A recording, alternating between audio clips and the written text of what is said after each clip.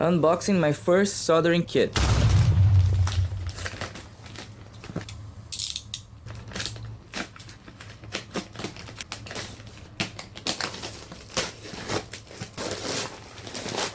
My father sent me some products from his store. Let's check them. Starting with the most important one, the soldering iron. This one has a temperature adjuster. Pretty neat. This one is I don't know what this one does.